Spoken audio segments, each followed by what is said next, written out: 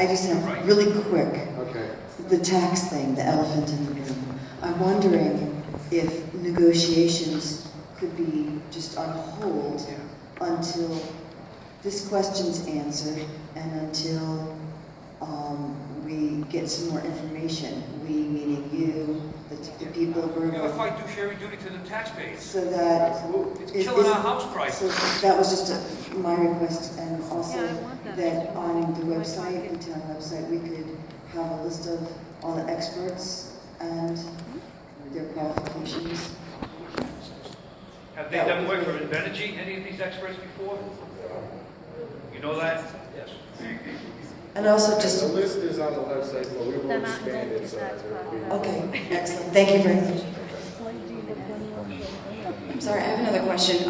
Were you the council that we just negotiated another tax agreement with Ocean State Power in February of this year? I did see that it was on an agenda for a public hearing. It was the end of last year. It took about 6 years to get that done. Okay, but that was brought to public hearing for a vote for Phase 3, correct? Phase 3, no. And that's, again, ma'am, that's not on the agenda. Okay. I just see that on the meeting of February 24th of 2016, there was an agenda item for a tax treaty between the town of Burrillville and Ocean State Power LLC with respect to Ocean State Power Phase 3. And I was just curious if this council did negotiate that tax agreement with Ocean State Power. This council and the previous councils have been Okay, so you did... negotiating. It wasn't a negotiation, it was litigation. Of 2016. With respect to Ocean State Power Phase 3. And consider an act on a motion to receive and file the settlement agreement. So it was probably in the same meeting. Okay, so this... Motion to receive and file the tax treaty agreement. Okay, per the agenda, it said that there was a motion to receive and file the tax. So there is a tax treaty and agreement that was filed by this council for Ocean State Power in February of this year. That was part of the settlement for Okay, litigation. so we would only, appreciate the same respect to any tax treaty with Invenergy before it was taken to a vote, that it would be on a council meeting that we'd all be well aware of. Okay, thank you. Okay.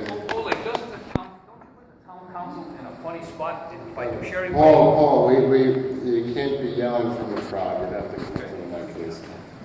Go ahead.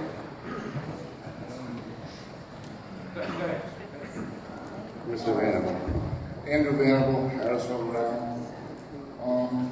Has there been any mention of the longevity of this proposed power plant? Because when Ocean State Power was being put in, it had a lifeline, long term. Then after it was supposedly, the project was done, the land was supposed to be reclaimed with its original surroundings. Has any of that been broached with this new power plant? As we speak, a data request is being prepared specifically dealing with that issue as to when the decommissioning of this plant will take place, how much money it will cost, money to be set aside to prepare for that eventuality. Yes, we're dealing That with information is forthcoming. Yes. Question for you about the noise levels.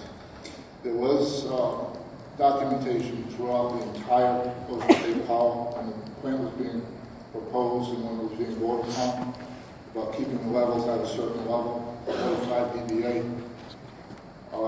The town never signed a contract with the Ocean State Power, so the federally mandated 55 dBA became the law. Is that being negotiated as well? And if so, can provisions be provided to ensure that the noise levels be what they propose them to be? Under the present state law, the siting board has a right to override whatever provision we make. If we insist on a certain noise level to be, let's say 43 or 45 decibels, 45, yeah. the siting board has a right to ignore it, change it, modify it, do whatever. Correct me if I'm wrong, but is the federal law 55 dBA? I don't know. All I know is the state town's laws. Can this town council also negotiate in terms of monitoring water levels in the Welland Lake post implementation of the plan? issues by the siting board is addressed to the DEM. Okay. Can there be any provisions by the town council to ensure that water levels don't go below a certain level? And air pollution as well?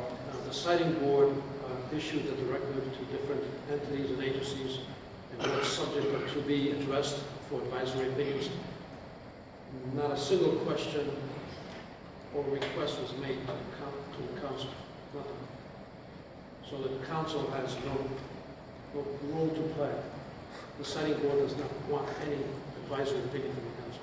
Doesn't want an advisory opinion even though our water levels may be reduced quite drastically, and if they're not monitored, then we will have major problems with it. There's not a single question asked of this town council, any advisory opinion on any topic. Okay. I'm surprised you're not able to negotiate this. We're not able to negotiate.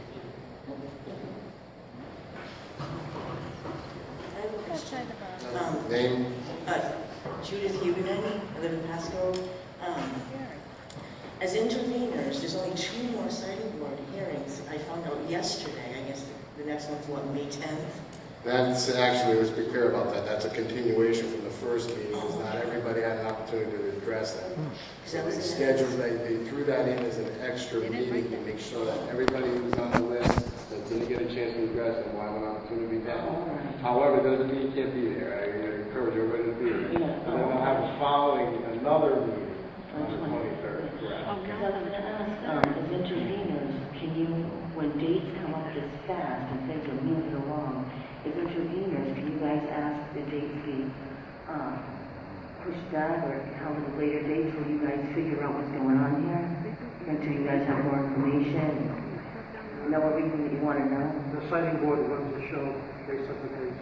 So as interveners, you can ask, like, this is moving too fast? You can't do that? The important point is there's only 6 months of information that they will take. There's a 6-month window. They need to hear you in the 6-month window, hear what we have to say, evaluate the experts' information. That's the window they have to work within. That's what the law says. So we're going to try to cram it all in, whether you like it or not. That's the law.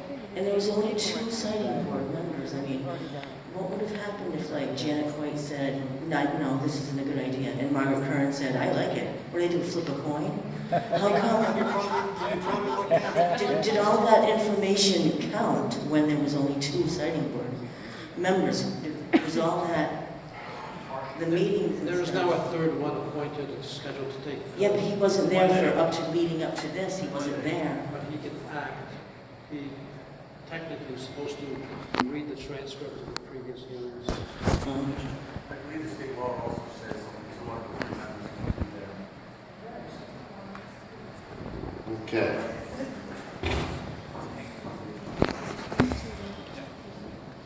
John? Oh, no, hold it, I'm sorry. Could it be possible that when you negotiate a tax treaty, when there is no legal reason to do so, that you open up the town council to liability to the citizens about hurting, since you have a fiduciary duty to the citizens? Is that a bad thing to do?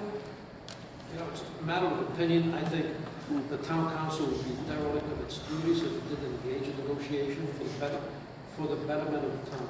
But don't you bring liability to the town council to negotiate for a tax treaty when you have no reason to do so? No. Because you have a fiduciary duty to the citizens, though. The answer, The home prices are down, and you're going to get less taxes for this. Isn't that the answer to your question of whether there's liability to the town council, the answer is no. The town council, in its performance of its official duties, has absolute immunity. They rely upon your judgment, right? I've given, first of all, I've given them no advice about the tax negotiations. I guess I'm trying to say, why would you enter this when you have no reason to do so? Because they would be derelict in their duties if they did it. Who's they? The council. Well, isn't the council derelict by not looking out for our property values? They are. By entering into a tax agreement, they're looking out for our property values? Surely you're just. That's being neutral. You're being silly. Now you're being silly. Okay. All right, just one more thing. Jeremy Bailey, I still live at Wall Lake Road for now. So on the agenda items is things that, the circumstances in which a town council would say no to Invenergy. There's a couple of things, and I know technically they're separate entities, but and if you want me to put this on an agenda item, I will. But from what I've seen of the state law, I don't see how Invenergy could give them the application to build it. Great, go ahead and build it. Where the hell are you going to get your water from? Where are you going to get your sewer from? Because, you know, we as a town and our elected commissions said, no, we don't feel that that's a good fit for our projects. My question to that statement was going to be for the town solicitor. We'd like an opinion on that, and if you need to be directed by by Mr. Woods, or no, it's not crazy. It's not on the agenda to do. It is. It says of the situations in which the town could say no. So what I would like to know, I'm going to finish my question, and please keep your comments to yourself. I don't talk when you're speaking. You don't speak when I'm speaking. Thank you, Mr. Wood. All right. So my question for you would be: can you review the law and give us an opinion as to whether or not the state law for the EFSB can force our local utilities to tie into them? I can actually give you the answer to your question without doing any further research, because I already did. I saw your question posted on Facebook. Thank you. I called the Public Utilities Commission attorney. I called the citing board's attorney, and I reviewed the laws that they cited to me. The Pasco Utility District is a separate entity, not controlled by the town council. So it's totally up to them whether to allow the tie-in or not to allow the tie-in. However, I was told by them, my review of the law confirmed it, that they are not free to deny anybody, any entity or any person, the opportunity to tie into their water supply system. The only burden that anybody would have to cover would be the cost of tying in. They cannot by law deny them that. Okay, it's interesting. I need to do a little more research on that, because I know the town has denied citizens that did want to tie into sewer that wanted to pay for it. So, but all right, that's good for now. Thank you. Thank you. Okay, moving on. And before I do, I really appreciate everybody showing up tonight. And I wish we had this kind of attendance for every town meeting. I wish we had our meetings held in this room, in the full room, for every issue. So I encourage everybody to stay informed, look at the website, come on meetings, go to the planning board meeting, go to the planning board meetings, stay in touch. Okay. 16-107, correspondence from Burrillville Planning Board regarding the resignation of Rick Lemay.